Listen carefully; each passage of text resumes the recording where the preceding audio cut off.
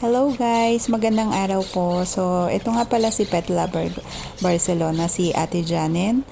At nandito kami ngayon ni Kira sa Montjuic at ipinapasyal ko siya kung saan yung regular namin pasyalan sa kanila ni Lucas. So, actually, ito yung first time na ipinasyal ko siya na mag-isa kasi nga wala na si Lucas. So, sadly, kasi nagkasakit si Lucas. So, ngayon, nag-iisa na si Kira.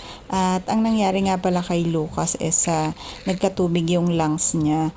Tapos late na namin siya na-discover na gano'n na pala kalala. Kung nga ang mga dog is hindi sila nagpapakita sa atin ng sintomas na sila pala ay grabe na yung sakit. At nung nalaman namin is talagang kung sa ay stage 4 na talagang pawala na si Lucas. Pero nadala pa namin siya sa ospital, nalagyan pa siya ng swero, tapos ini-confine namin. At kakapasok lang nung asawa ko sa bahay namin, biglang tumawag na agad yung ospital at sabi nga is wala na si Lucas. So ganon kabilis yung pangyayari.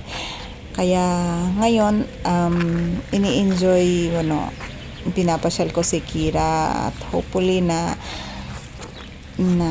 ma-enjoy niya kahit siya ay nag-iisa. Alam kong namimiss niya si Lucas kasi lumaki siya na kasama niya si Lucas. Para nang naging tatay niya si Lucas. Hindi yan natutulog nang hindi nakaunan kaya sa kanya. So alam ko na namimiss din siya ni Kira.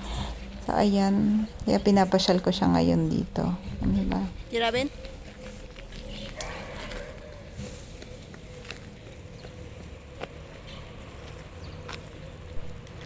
So, isa sa tip na maibibigay ko sa mga dog lover na katulad ko is mas importante pala sa mga dog natin na inipapasyal lang natin sila, yung lalakad lang tayo ng lalakad kesa doon sa pinapagod natin sila tulad nung ginagawa namin kay Lucas, 'di ba?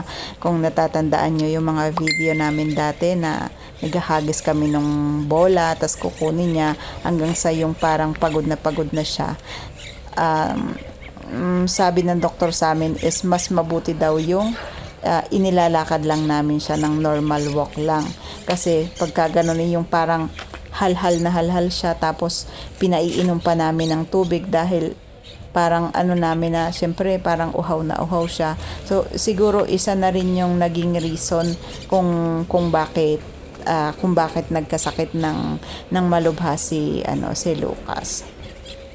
Kala kasi namin is okay yung ginagawa namin ganon. So tip lang na dapat hindi natin pinapagod na masyado.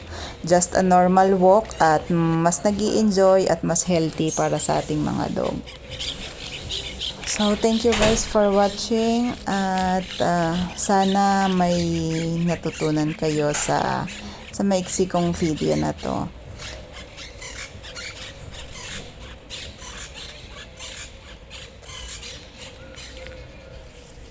Ben, Kira?